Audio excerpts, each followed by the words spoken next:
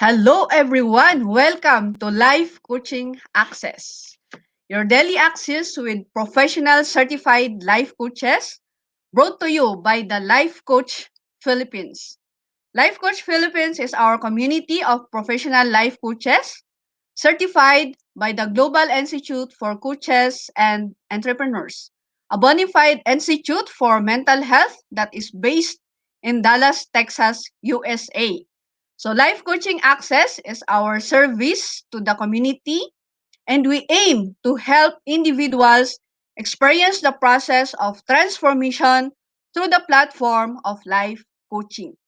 If you want to know more about our international coaching classes and services, please connect with Coach Rizel through 0917-586-1661 for assistance.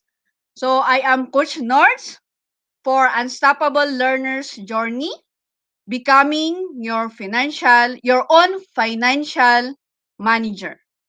So your access with me is every Thursday, 2 p.m.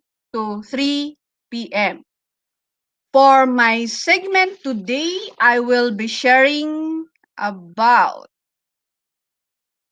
yeah, I'll be sharing about my episode 2, increasing your cash flow by turning your talents into income.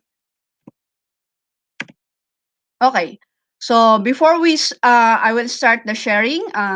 If you are connecting to the message, to the lessons that I will be sharing in this session, I would encourage you to be prepared with your pen and paper, and then take note your takeaways. Isulat nyo yan, or if you have that gadget, cellphone like that, isulat nyo. And then share it in your timeline, and then have that pack my bag moment. Ibig sabihin, pack my bag moments is if there are sudden realizations na nag-struck sa'yo, na gusto mong i-share din sa iba, then yan, share it to your timeline, that message, and then with hashtag pack my bag moment, and then hashtag life coaching access. Life coaching access is where you get that lesson. Okay? So, who am I? So, sino ba si Coach Nerds? Okay. I am Coach Nords, a professional certified life and mental health coach, certified by the Global Institute for Coaches and Entrepreneurs, focusing on tribe building and educating people towards financial confidence. So currently, I'm in an organization where we educate Filipino families on the basic concept of personal finance and to help them decide what's the financial solutions and the financial needs through the financial products offered by our affiliate companies. And my passion is to build individuals who have that willingness to learn, earn, and contribute to humanity. So if you are that one person who have the same passion as me, if you are connecting in this advocacy or in this mission, and you are that one person who have the willingness to learn, your curiosity to learn, love of learning, and then from that learning, by applying what you have learned and earn from it, and from that earnings, you want to contribute to the society or humanities or for the mission of others, especially for finances and for our talents also, share our talents to them. And if you are that one person, just let me know, comment, just state your intention, or you can connect with me and let's have this conversation. And I am a wife and a mom of two beautiful daughters. Yeah, that's me. Ako po yun. So, let's continue. So, learning is an adventure. Learning is really a continuous process. We're in a lot of learnings along the way. Any learnings, academics, or outside from school, or everyday experiences, yan. We are learning from it. So it's really an adventure na dinadaanan natin siya. It's a process. Yan. So, yan yung sa akin. So, yung i-share ko is yung journey sa learning. Yan. So, ang episode ko ngayon is, but before I'll go to the episode, I would like you to let us review yung episode 1 ko sa mga hindi nag-attend last time. My episode last time is understanding cash flow quadrant towards financial confidence. So ito po yung 4 areas wherein 4 individuals are earning in different aspects. So A stands for employee. Person is an employee wherein he or she earns through being employed. And then next is self-employed. Ito naman is a person who own her or his job. So ang boss niya dito is yung sarili niya, hindi ibang tao. Yan, and then next is big business owners. And then I is the investor. So from this quadrant, the E and the S quadrant, their financial core value is for financial security. And for the B and I quadrant naman is for financial confidence. Yeah. So there are 7 steps how to apply the cash flow quadrant concept. So number 1, learn about the concept of the 4 individuals. Ano ba yung concept ni employee? Ano ba yung concept ni self-employed? Ano ba yung concept ni business owner or big businesses? Ano ba yung concept sa investment? So if you learned about the concept of those 4 areas, the next step is that identify where you are now. Saan ka ba ngayon? Nasa employment side ka ba? Nasa self-employment side? Nasa business ownership ka ba? Or nasa investor side ka? After identifying where you are right now, the next is decide where you want to be. So, for example, you are in the E quadrant or S quadrant and you want to expand. Expand your time na magbibuild ka ng business sa B. Or expand your time or you can invest your money from your earnings sa employment or sa self-employed sa investment side, then go. So, it is still your decision where you want to be in the quadrant. And number 4 is decide if financial confidence is for you. So if you want to be, if your decision is to be financially confident, you can see that the financial confidence is in the B and I quadrant. And then number 5 is after knowing it, after deciding it, if you want to be financially confident, and then the next step is gain financial intelligence.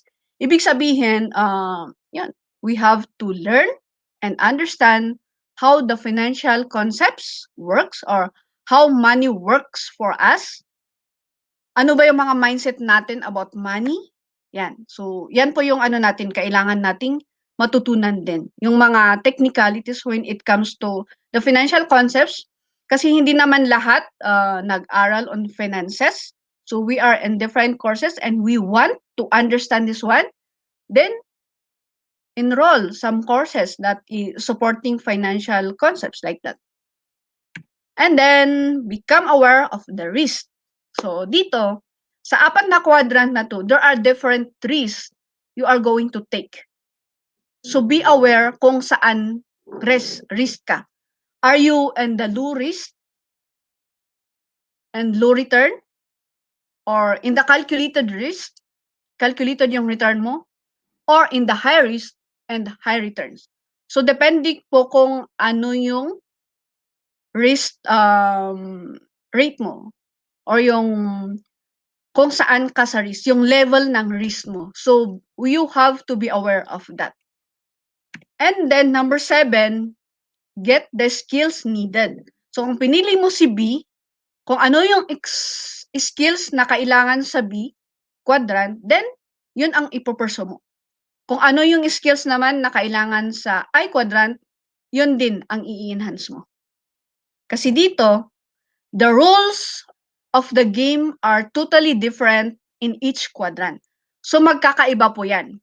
They are completely different worlds and require different mindsets. Ano yung mindsets na sa employee, sa self-employment, sa business ownership, and then sa investment or sa investor. So may kanya-kanya pong mindset yan. And then different tools din. Different skills and different behaviors. So continuous learning and education will be your constant bedfellows in order to help you on this journey through each quadrant.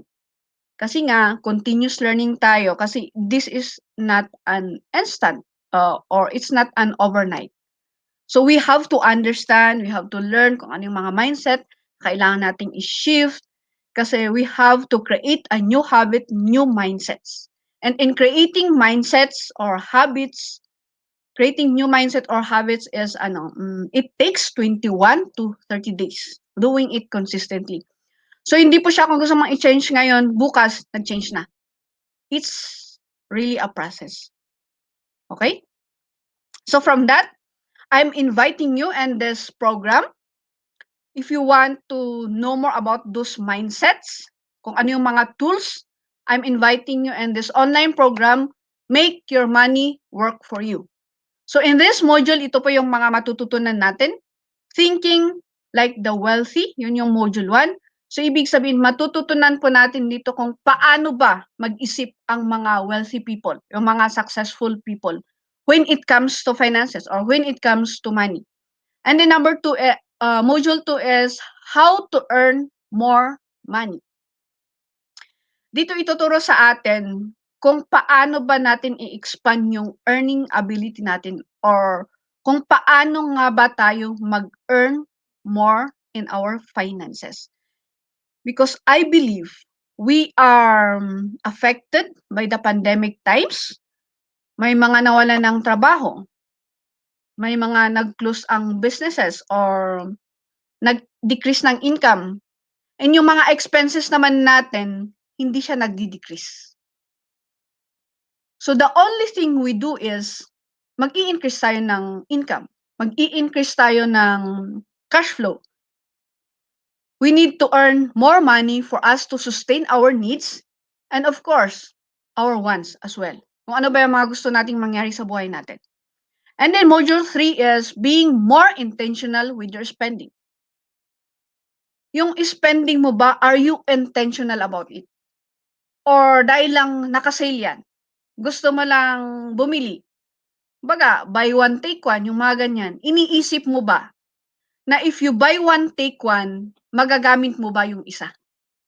So, that's the thing. So, being more intentional in our spending. Isa po ito na matututunan sa module 3.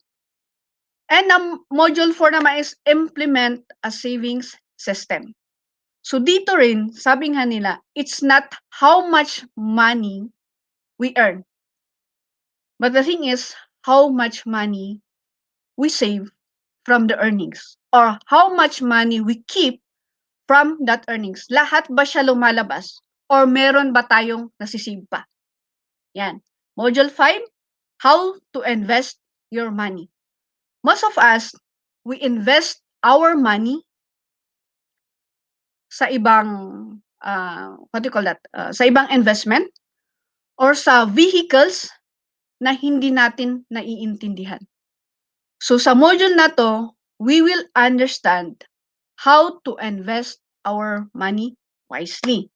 And for module 6, it's a recap and a review sa mga natutunan natin sa module 1 to module 5. So this is an online course you can access anywhere as long as you have that internet. So at your own pace siyang papag-aralan. Kumbaga yung sa akin is I'll be doing or I'll be learning these modules in my given time. May na-schedule ako na matututunan ito.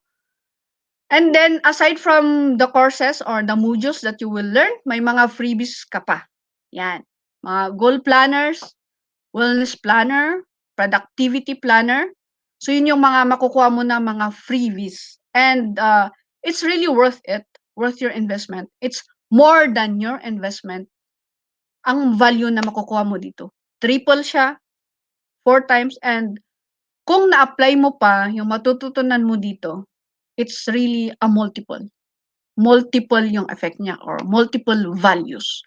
As long as we are going to apply what we have learned. Kasi it's just the same if you learn but then you didn't apply. Same din sa taong hindi natuto. So you are the same lang. So this one is it can be calculated or it can be valued if you are going to apply the learnings in your daily life or in your financial life. Yan. Okay, so episode 2 na tayo. So increasing cash flow by turning your talents into income. So yun, there are a lots of options where we can increase income or we can increase cash flow.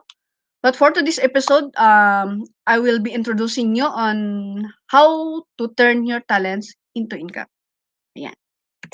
Okay. Number 1 is identify your talent or gifts. Ano ba yung mga talent natin? Mga natural gifts na meron sa atin. Na regardless of kung ano yung mga certificates mo or regardless kung ano yung work mo ngayon, ano ba yung natural na talent sa'yo. So sa akin noon is ang notion ko dito sa talent is singing, dancing, mga ganyan. Ano pa ba? Yung sa boxing, si Manny Pacquiao. Yung mga ganyan na talents. So I thought, yung pagkabasa ko ng mga turning your talents into income, ang agad na nasa akin is, wala naman akong talents. But it's hindi pala wala tayong talents. We have that unique talents that God has given to us. The only thing is that we have to develop and we have to find it out kung ano ba yung mga talents natin na yan. Kasi natural lang yan lumalabas sa atin. But the thing is minsan, we are denying the fact that if sasabihin nila sa'yo is, ano ba yun sa akin? Nords, magaling ka dito. Wow, ang ganda ng ginawa mo, ganyan-ganyan. Ako, I'm on the denial stage na, hindi ano lang yan, tsamba lang yan. Are you that one person na ganyan ang pag-iisip mo or ganyan yung mga feedbacks mo? Pag sinasabi sa'yo na magaling ka dito, you are in line with this. Dito ka magaling or dito yung strength mo. Ito yung talent mo. So if people see that to you, then post and reflect. Kung ano ba yung talents na yan sa'yo. Kasi itong talent na to is, ito yung natural na you do and it is unique to you. So every one of us have that different talents. We have the same rights, by the way, but our talents is so unique to us. Individually, we have these unique talents. So there is no competition when it comes to talents. The only thing is there is a collaboration. Yan. And when I entered Coaching Club, ito yung mission. My mission is to create massive impact by turning my talents into income and influencing the people in my chosen domain and territory through the platform of life coaching. So ito po yung mission ng club and that's where I truly understand kung paano ba natin i-turn yung talents natin into income. So if you are that one person who want to join this mission, creating massive impact by turning your talents into income and influencing the people in your chosen domain and territory through the platform of life coaching, I'm inviting you to connect with Coach Rizel to ask for the details. So yan. So I'm so grateful for being a part of CECC, Coach E Coaching Club, Batch 1. So thank you, Master Coach E, for creating that club. And I'm so grateful that I've learned so much from it. And It really gives me inspiration, uh, a lot of learnings, and I applied it to myself personally, and malaki yung naitulong sa akin. So, salamat and thank you for all to my clubmates also, our cluster mates, our cluster lead, couple coaches, and we just had our meeting a while ago, and yeah, there are a lot of things now we have to do with our talents because people are waiting for us. They are waiting for us to serve, to fulfill their needs, to support them and their own personal problems, or yeah, we have to fulfill the solutions and the problems na pwede nating isolve by our talents. So, identifying our talents really start with internal works. By being honest to yourself and by asking these questions. Number one, what you are good at. Number two, what comes natural to you that you enjoy doing it? Ano ba yung mga nagagawa mo na it's natural for you na pinupuntahan ka ng mga tao? Na kung they ask for help from you and hindi ka nagreklamo, you just do it because yun ang pwede mong maitulong sa kanya. So yun, yun. So identify that talents. And number two is recognize opportunities in the world, starting with your present space. Ano ba yung mga opportunities sa space mo wherein you can connect your talents? Or ano yung mga opportunities na pwede mong gawin? Or pwede mo siyang i-accept na opportunities where you can join. So, you've got to look out into the world and identify profitable areas that will continue to grow over the next decades. Yan. And then, you've got to look out into the world and identify profitable areas that will continue to grow over the next decades. Then, find a link between your talent and these high growth areas. For example, online business. Are you into online businesses? There are a lot.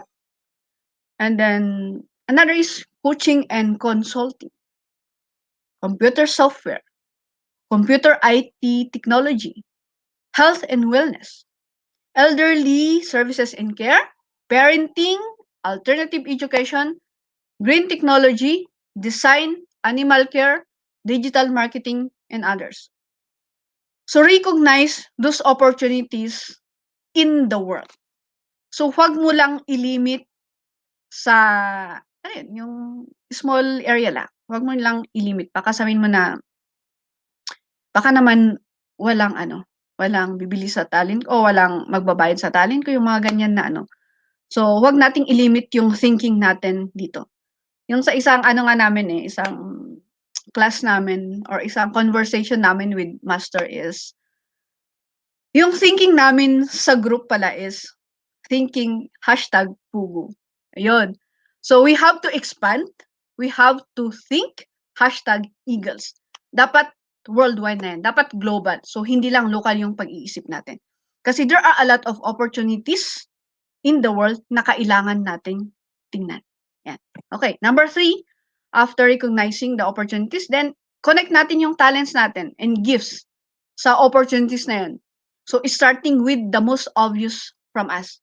So, doon tayo mag-i-start kung ano yung meron tayo, then yun ang i-connect natin sa merong opportunity. Yan. So, it says here, the truth is that nobody cares about your certificates. Yes, that's true. People, most of the people, common notion, pag may i-re-render ka, may certificate ka ba? Ano ba ang credentials mo? Yung mga ganyan. But then, if we are going to apply or we are going to use our talents in gifts, this is actually not necessary. Who cares if I have the certificate or you have the certificate? But the thing is, the world pays people who offer valued services that solve their problems in fulfill their dreams. So here we go. If you are that one person who offer valued services that solve the problems of others and fulfill their needs, then you can, no matter if you have the certificate or not. It is true that you have talent, but you must always be open to opportunities. Kasi if you have that talent, pero close-minded ka sa mga opportunities na dumarating sa'yo, parang ano rin yan, parang useless or parang sayang lang. So we have to open for the opportunities na dumarating sa atin. And then you must be up to date with the trends in the niche you are interested in. Kung ano yung niche na gusto mong i-focus, kailangan you have to be updated kung ano yung nangyayari sa area na yan. Okay. Yan. So, number 4 is we have to strengthen your talent. Don't try to solve all problems. Yan. That's my weakness before. Akala ko, the best thing is I am being a jack of all trades. Lahat i-offer ko. But the thing is, how can the people or how can your audience or your clients know you if this day, ito yung i-offer mo? Following day ito, meron ka nito, meron ka niyan. So, maguguluhan sila. So, in here, for you to strengthen your talent, you have to narrow your expertise. So, being a jack of all trades, narrow people's value perception of you. The world prefers to buy a specific solution and result. Don't be a generalist. So, ibig sabihin, huwag po tayong maging generalist. Kasi ako yan, struggle ko yan before. It was a challenge for me na, kala ko, I know everything. So, I can do this. But, ang secret pala dito is, I have to identify the specific niche that I have to, or the specific talent na I need to, to strengthen. So, identify a specific want of people in your talent match industry and dive deep to provide solutions to it. So, to develop your talent and to strength, you must focus and narrow your expertise. Yan. So, alam mo yung mga doctors, di ba? Mga doctors is may mga kanya-kanyang specializations. So, yun po. Mas maganda po na mag-specialize tayo ng expertise. And then, pag na-develop na yun, then maybe you can expand. Yan. Number 5 is focus your strength in large, uninterrupted blocks of time. One of the topmost headaches for individuals and businesses is how to eliminate distraction and interruption.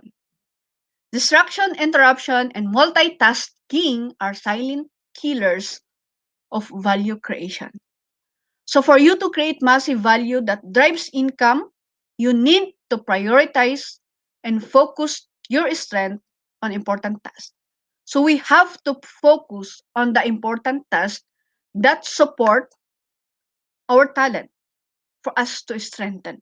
Huwag po tayong magpa-distract sa mga distractions. Yan. And huwag tayong mag-multitask. Dapat, laser focus on the important task that we have to do. So we have to prioritize. Okay. To achieve this, you need to ensure your work environment is distraction-proof. Yan, yung working environment ba natin, okay ba yan? Wala bang nakaka-distract dyan if you are doing your work? And schedule similar tasks like answering phone calls, reading emails, and sending text messages to fix time. Yan. Isa rin yan na ko na mga distractions ko actually. And yeah, I admit na yan. Sometimes I was distracted with this, but little by little, naman siya, naaayos by fixing a time to respond. But then, of course, pag may mga hinihintay ka na emergency feedbacks or emergency responses, you have to be mindful to it to respond immediately or speed of implementation. Yeah. And then Delegate as much as possible. You can delegate your tasks and learn to say no to time killers. Huwag po tayong magpa-apekto sa mga time killers natin. Yan. So, nasa control pa rin natin. Na we have the choice to say no. Okay. Most importantly, use your optimal hours to develop yourself and to create valuable products and the marketing that gets the customer to buy them. The more you work in large uninterrupted blocks of time, the more results you get. Yan. So, we have to be mindful in our time management. And number 6 is, of course, if you already done that, the 5 steps, then ito yung very challenging kasi pag may nangyayari along the way, may mga rejections, yan, advice ko yan sa akin. Or mindful din ako dyan, I can remind myself about that, never ever give up. Kasi to become successful in life, there are a lot of bumps, a lot of disappointments, a lot of rejections, a lot of, alam mo yung rejections, especially from other people. Madami silang sinasabi, like this, like that, like that. And it's up to us to be mindful on what is right for us. So never give up on your unstoppable dreams. At some point, you're going to be uncomfortable as you apply these strategies, but it's like what happens when a lobster sheds its shell. Parang lobster lang yan na na sinished na yung shell niya. And it becomes vulnerable for some minutes, but without crawling out of its shell, its comfort zone. So it can grow. So you will feel uncomfortable when you step out of your shell too. So yeah, pag lumabas tayo sa comfort zone natin, mafe-feel talaga natin yan. It's uncomfortable sa mga pangyayari sa labas, outside of our box. So not only think outside the box, but live outside the box or live outside our comfort zone. Yan. Okay. Once you develop high determination and persistence to implement these steps, you'd be amazed at your improvement and the value you will create. Okay? Remember, your dollars or your peso are in the pockets of the millions of people out there waiting to pay for your talent. So madami po talagang naghihintay sa atin, sa talent natin, yung sinusolve ng talent natin. So we have to be mindful that someone out there is waiting for our message, waiting for our talents. So we have to go out and share our talent, share our message to them. And so, what talents do you have? It is where your head, your heart, and your hands all meet. Kung saan po sila nagmi-meet. Yan. So ito po yung sweet spot natin. Yan. Sweet spot natin, yung heart. Ano ba yung big heart mo? What's in your heart? Ano yung passion and interest mo? Now you have that natural skills, and then from that, if you combine that, what people will pay you to do? Yung binabayaran ka ng mga tao kasi you solve their problems. And of course, in return, they will pay you. Yan po. And if you want to process this, your sweet spot, we have this toolkit, the Ikigai, and if you want to process it with a coach, then just connect with Coach Rizel at 0917-586-1661.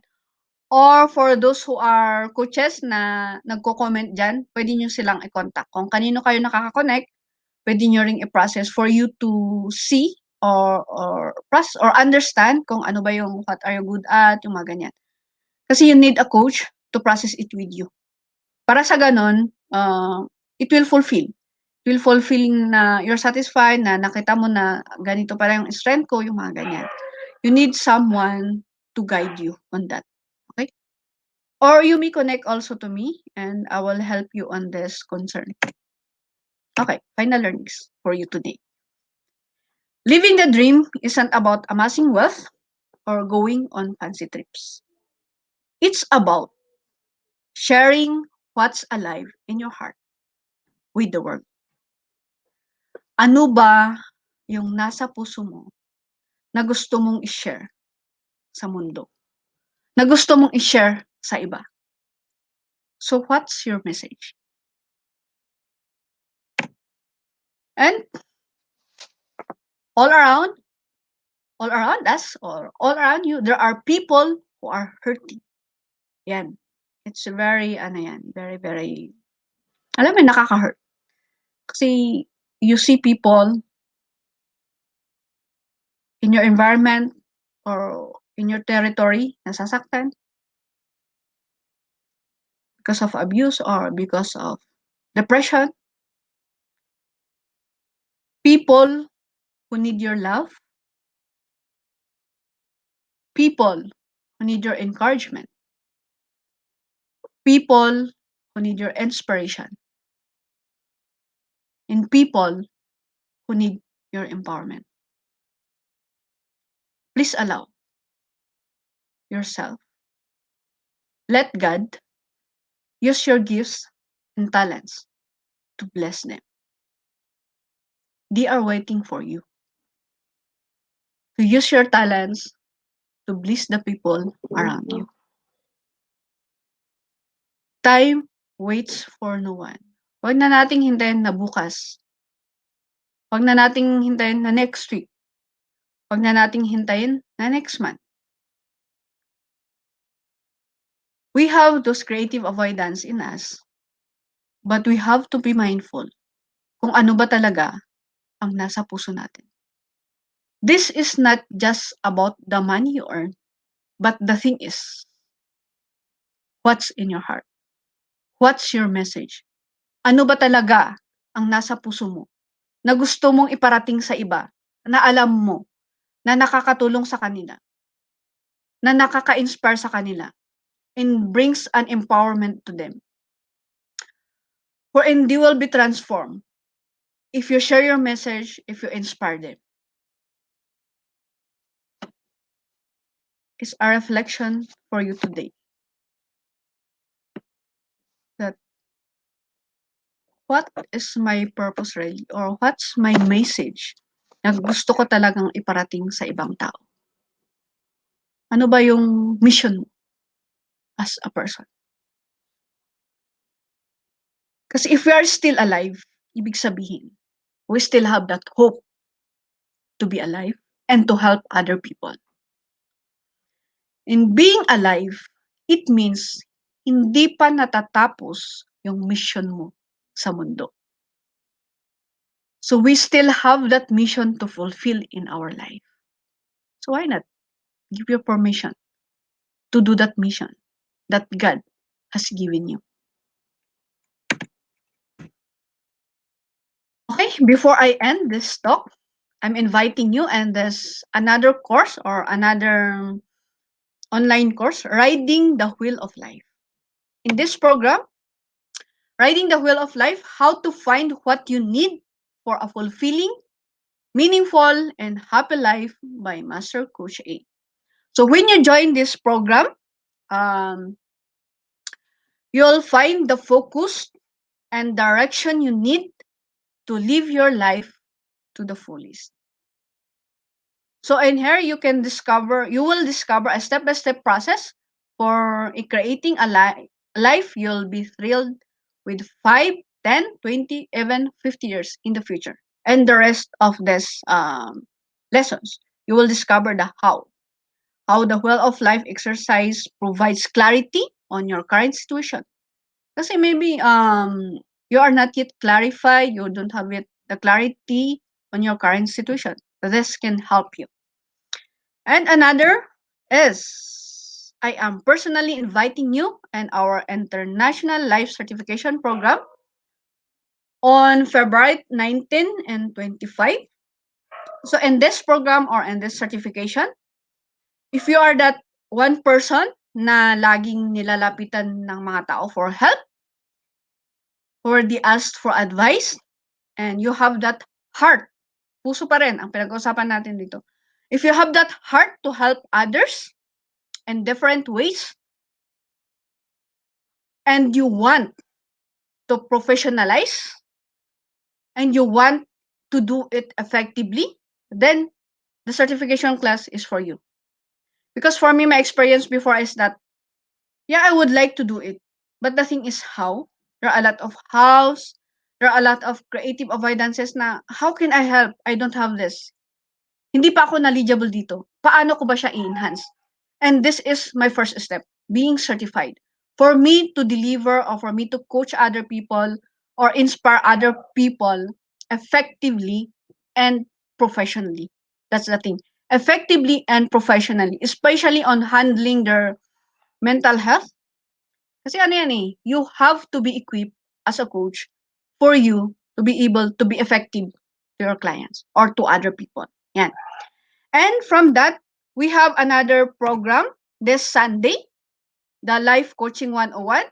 So this program is, if you have still that question na, what is life coaching? Ano ba talaga ang life coaching? And you want to discover more on your life purpose, we have this program, Life Coaching 101, this Sunday. So February 14, let's have a date. O, di ba? February 14. So this program is, you will understand or you will learn about the introduction to professional life coach certification program. So itong program is malalaman mo din kung paano ka mapupunta dyan sa certification program. And what is a life coach? Yan. Matututunan mo kung ano ba yung life coach, and then bakit ba kailangan ng bawat isa ang isang coach. Yan. And why everybody needs to have one coach. And then next is coaching industry synopsis. Then ituturo din yan. And then coaching and other industry practice. Yan. Malalaman din natin kung ano yung coaching is and coaching is not. Kung ano yung do's and don'ts sa life coaching.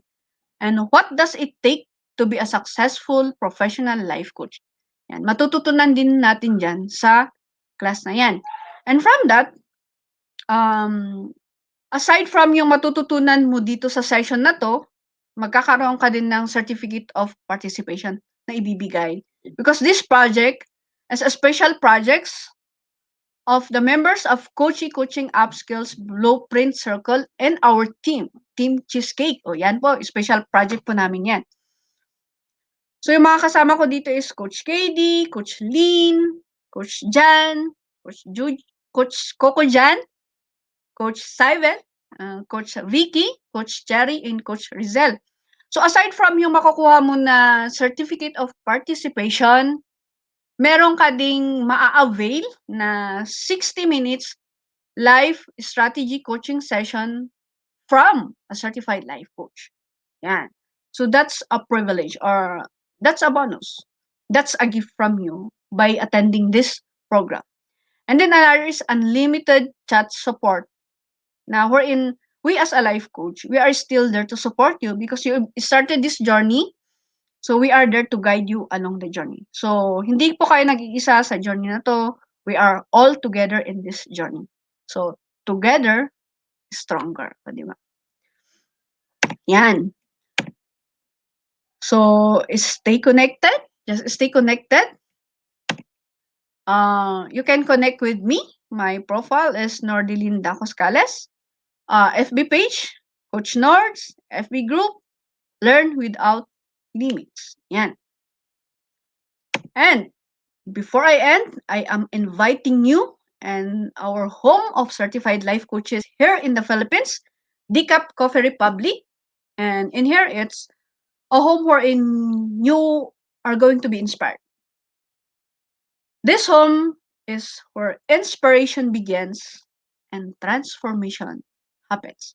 Marami pong nagaganap sa bahay na yan. That home is a light for everyone, and you as a person, you can be also a light to others. So sabi dyan, be the light. Yeah. We are the light and we are the soul of the world. Okay? So just see you and our home. So as I end to this episode, let me invite you to visit this coaching hub natin. Yun nga, sabi ko nga, sa Decaf Coffee Republic, and this is located at Pioneer Center, PC Compound, along Pioneer Road corner, Brixton and United Streets, Capitolio, Pasig City, just across Bayanihan Center. So our coaching hub is open physically from 9 a.m. to 9 p.m. only, but virtually operation is 24/7, and we offer coaching services on demand any time of the day, any day of the week. So please connect with Coach Rizel through 0917-586-1661 for your coaching needs. So thank you very much for joining me today. I'll see you next week, same day, same time. So ang pag-uusapan natin next week is another episode for increasing our cash flow by system.